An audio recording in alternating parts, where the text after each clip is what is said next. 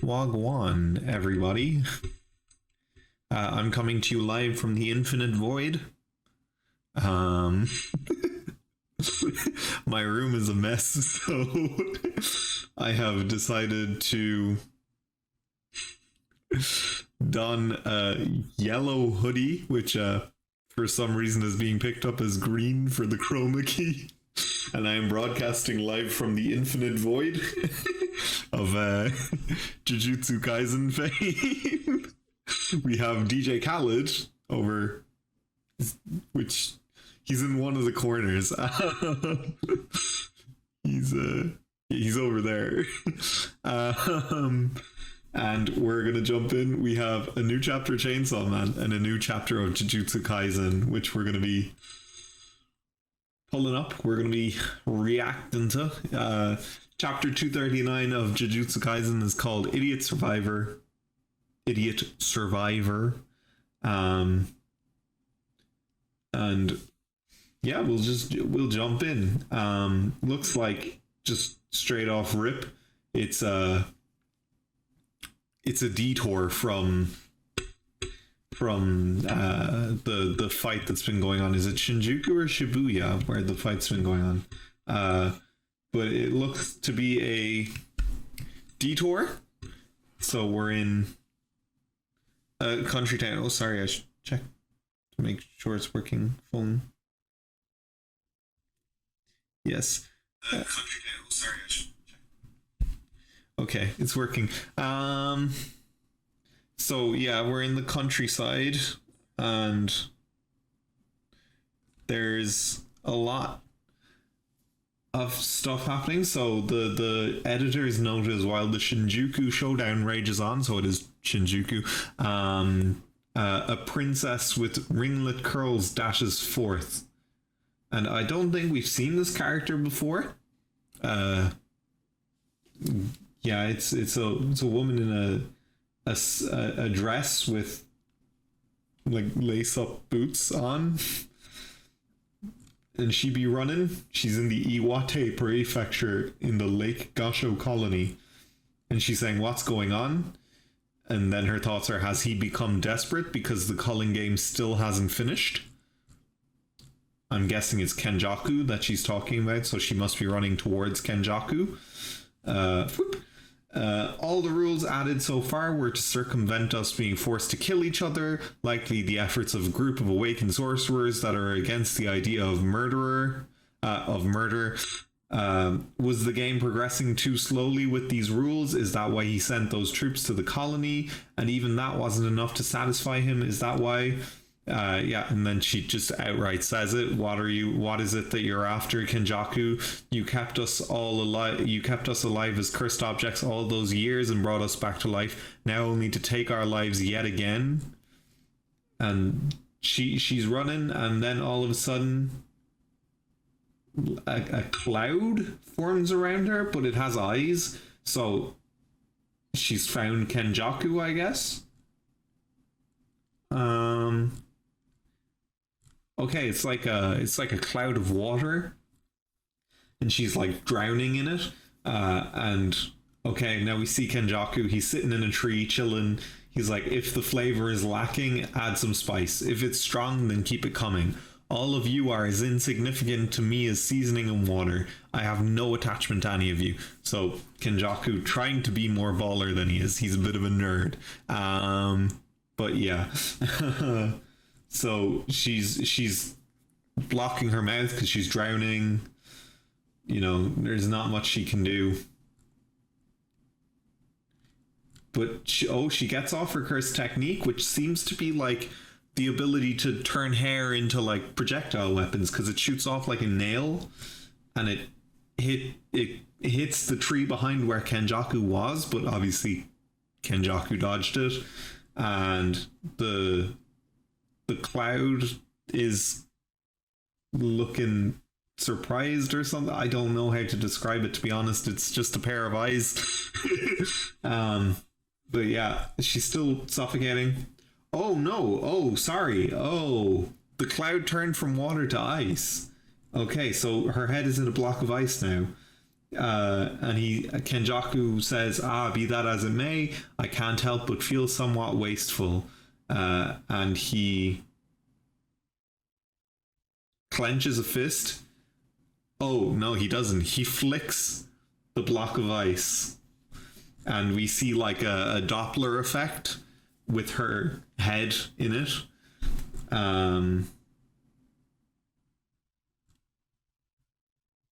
So I guess that's her dead, I guess. Oh yeah, she's dead. See it in the next page. So we see birds flying away, and then someone says, "Why do you know the location of all the players?" Yeah. So she's dead, and he's kind of standing over her, just kind of talking. He's like, I applied cursed objects and seals to the incarnated and awakened sorcerers respectively. Tracing them is but a simple matter.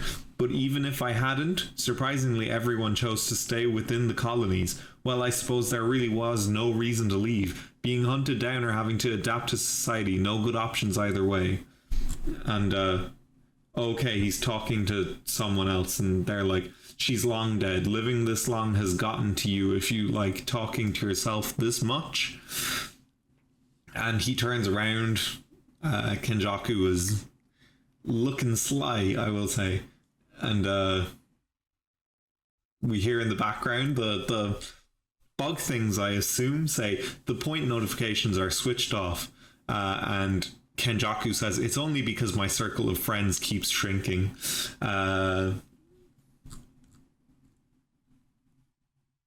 Oh, we know who this is now, approaching him and talking to him. So he says, how would you feel if you became my friend Hazenoki? Hazenoki is the one who fought Megami. He was like the dude's henchman. He can like pull out his like teeth and stuff and use them as bombs. Yeah, that's his curse technique. He can like use body parts as bombs. But he says, honestly, I've heard worse suggestions. And in his inner monologue, he's saying, so that's what you're going to call me, huh? And Kenjaku's like, I'm so very glad. I'll tell you up front. Anyone who wants to be my friend must meet a few requirements. Number one, you can't be boring. Number two, we must be equals. I was just kidding. So he's like, yeah, to be my friend, you have to be as strong as me. You're not. That's basically what he says. And, oh no, sorry. Correction. Hazenoki says, I was just kidding. Then he says, geez, don't take everything so seriously. I think I'm done with long-haired friends for good. Referring back to the guy he was the henchman of. And, Kenjaku's like, oh, what a shame. And, he says, hang on a second, and just pulls a phone out of his robe. He's just watching a live stream of Sukuna versus Gojo. He's seeing Gojo's dead body. And yeah, he's like, I see. So he expanded his techniques target talking about Sukuna. And then he just says, oh, well, aren't you enjoying yourself? And then Hazenoki is also just watching it on his phone. So they're all getting Mei's transmission, I guess. And Hazenoki says, he lost. If Gojo or whoever else managed to win, their next target would be you, right? I was hoping for at least a little backup on this. And then Kenjaku says, I would give up on that if I were you. I've deployed my barrier around both myself and around Shinjuku, and have hidden countless surveillance spirits. They have been useful for monitoring all sorts of things. First is simply okay, we're getting Jujutsu no Kaisen we're getting Jujutsu Kaisen talk in time, because we're going into the diagrams to explain stuff again. So, okay. This is something that I think is like the funniest thing. It's something that Hunter x Hunter does as well. On the off chance that Hunter x Hunter releases chapters where they'll sometimes have chapters where it's just like pages of text. Like it's like you might as well just be a book at this point. So Kenjaku is explaining how he's keeping tabs on Sukuna and the fight. So he says, first is simply the cursed energy aggregate. If even one person left the area, I would immediately know. I am constantly aware of the sum total of cursed energy from all sorcerers currently in Shinjuku, which makes their number 2, Okotsu, incredibly easy to track. Okay, so that confirms that Yuta is the second strongest person in Shinjuku besides Sukuna. Good to know.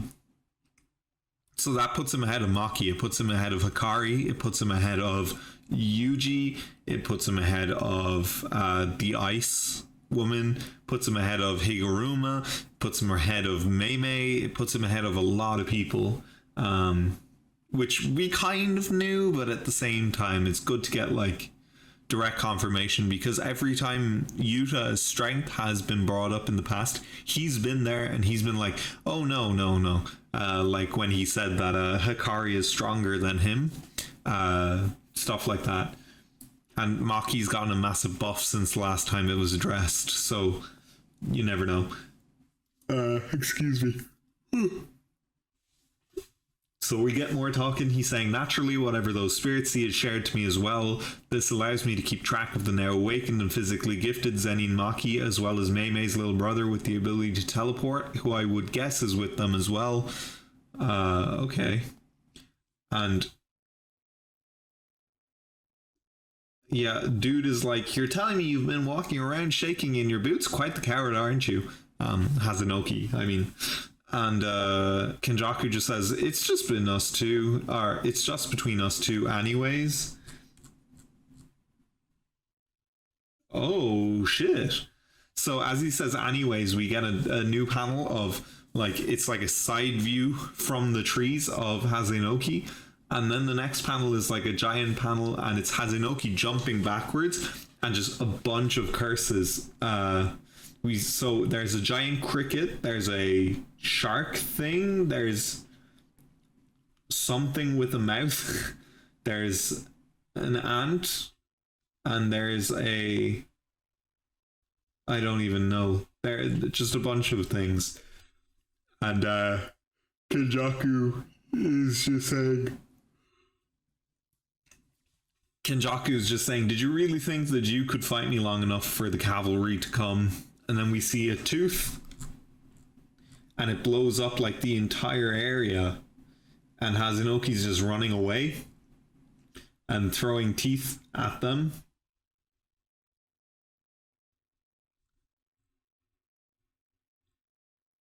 Okay, Hazanoki's like,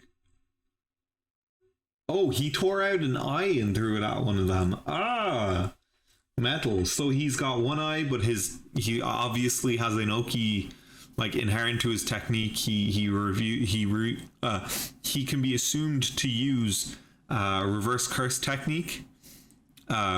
So yeah, he's like healing, but he still only has one eye at the moment. And Kenjaku's just kind of walking after him. He's like, I know full well that you use... Oh, direct confirmation in the next panel. I know full well that you use reverse curse technique. That's why I targeted the head, but looks like even a shoddy incarnated sorcerer like you still has some tricks. Oh, he's dead. He's already dead. So there's like 4 curses that are like... I don't even know how to describe them. They're like giant bees, and their stingers are all going through his head in different places. Oh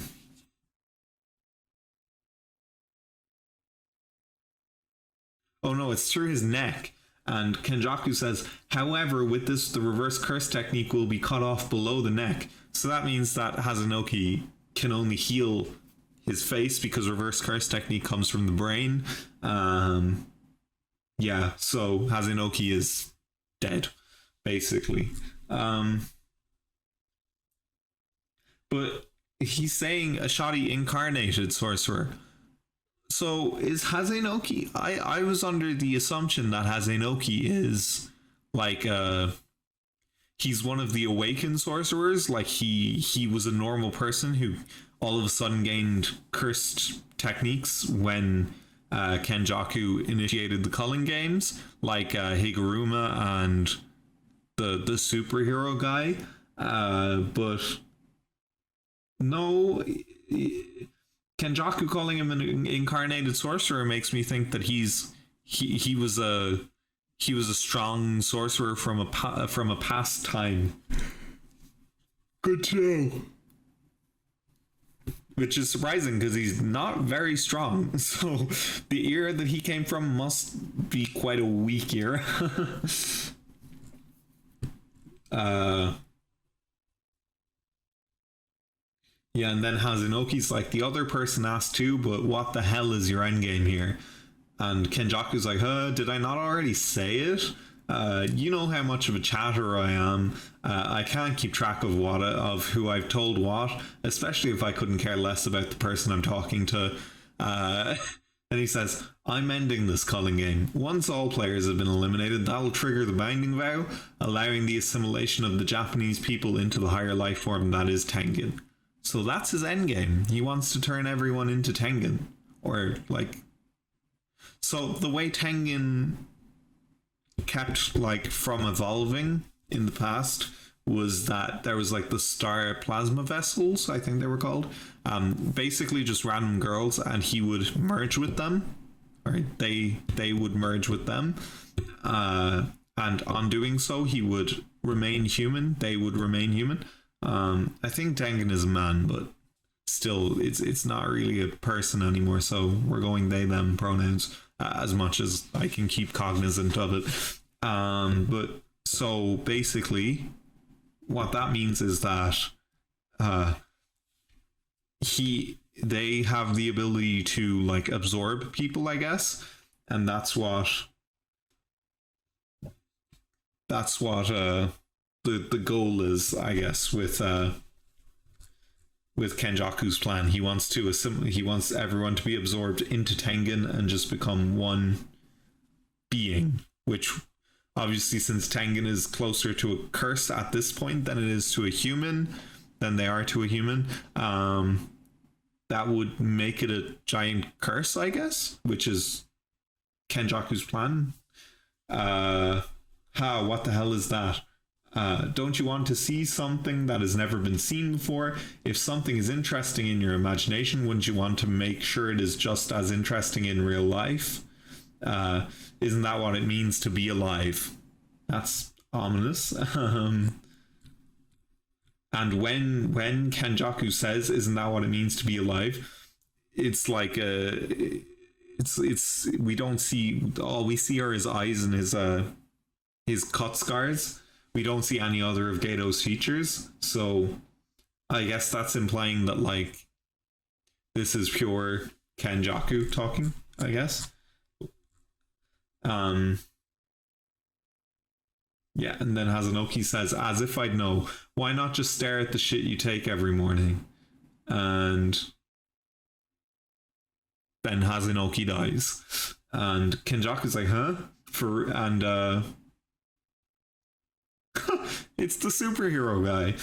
So Kenjaku's just kind of like, what? For real?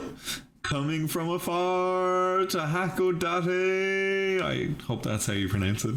Yeah. So the superhero guy is just running along over to Kenjaku. Okay. So the superhero says, coming from afar to Hakodate. And then Kenjaku just responds, we're in a Wate. Like, just completely deadpan. He's just like, well, you're not in Hakodate. And so yeah, we see Kenjaku pulling up on the superhero guy, and yeah, so Kenjaku's like, he came here by himself to fight me. There doesn't seem to be any crows, so Mei's not watching for him to just appear without a change in the cursed energy total. Was it her brother's technique? I can't make heads or tails on why they chose him. A little unsettling, but... So... I guess what he's basically saying is that superhero guy's his cursed energy reserves are like so low that he didn't even notice them leaving Shinjuku. And they came all the way to fighting Kenjaku, and Kenjaku was like, yeah, it's unsettling that he's here. So we don't know the guy's curse technique as far as I know. So we still, he could be like strong, like he could be really powerful, but we don't know. So the fact that Kenjaku's kind of like this is unsettling. Makes me think that maybe he is actually very strong. But yeah, so Kenjaku's like, I don't have much interest in these awakened players. I really only did it to bulk up the numbers. Perhaps with the exception of Higuruma Hiromi, he alone has potential. Higuruma being the one that is currently fighting Sukuna with Yuji. But yeah, so Kenjaku blasted him with like several curses, and he's like in the ground. And then he just pops up from the ground. He's like, hey, you shitty monk, you trying to kill me? That's it, the gloves are off. No more, Mr. Nice Guy. I'll have you thrown in jail. And Kenjaku's like, oh. He's like, oh, fuck. Because by the looks of it, his attacks, his curses did nothing to him. Like, no damage. And Kenjaku was genuinely, like, worried. He's like, oh, fuck. And Kenjaku's like, what was that? I've never had this feeling before. It wasn't that my attack didn't work, but that it was forced into not working. Okay. Are we getting a hint at what his curse technique is? Is his curse technique the ability to just negate attacks?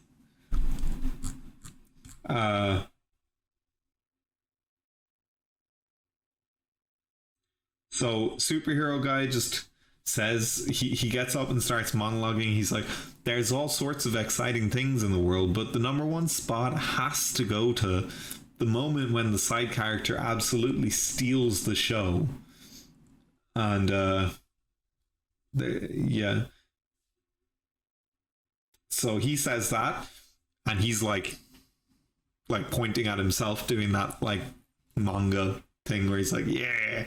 And then Kenjaku's just like, he's kind of like annoyed more than anything else, and he's like, that's for sure, in response. And that's the end of the chapter.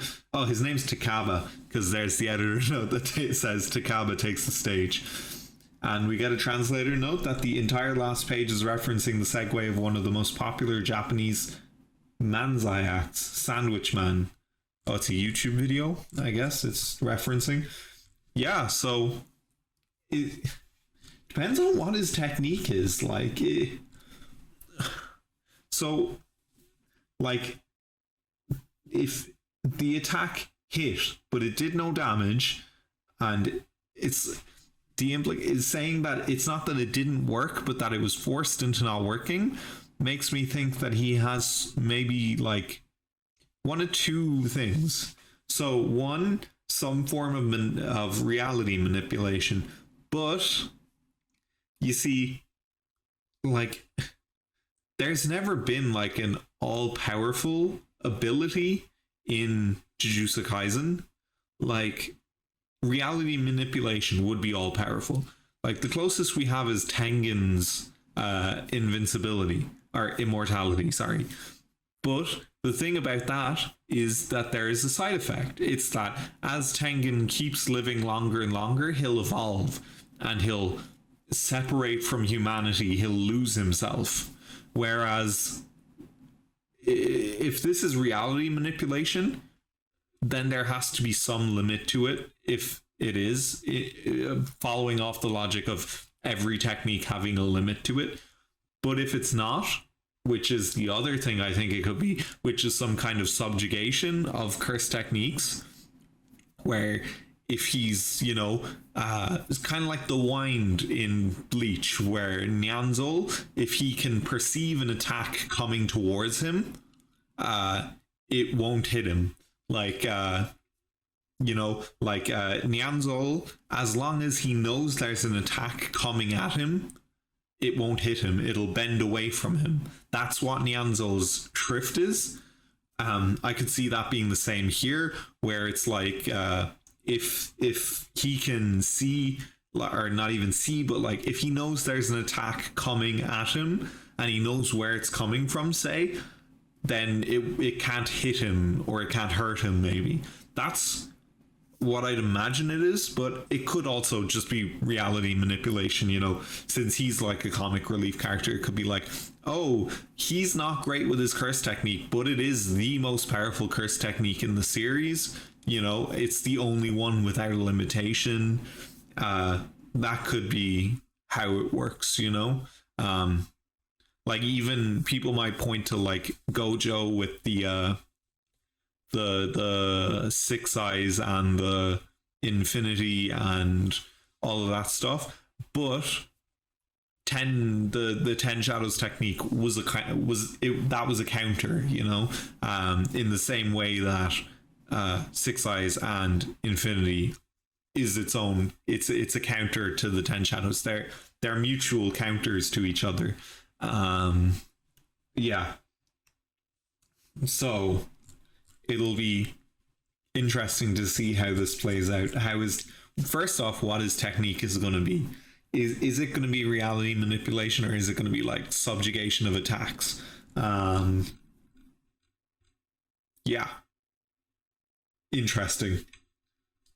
Anyway, if you enjoyed, consider dropping a like, consider subscribing for more. Main channel down here, Twitch channel over here. We stream sometimes.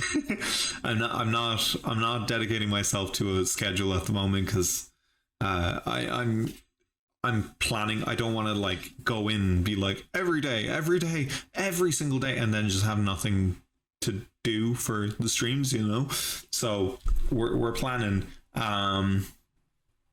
Yeah, and also the channel that this is actually going to be put on, which is my other channel. Yeah, peace.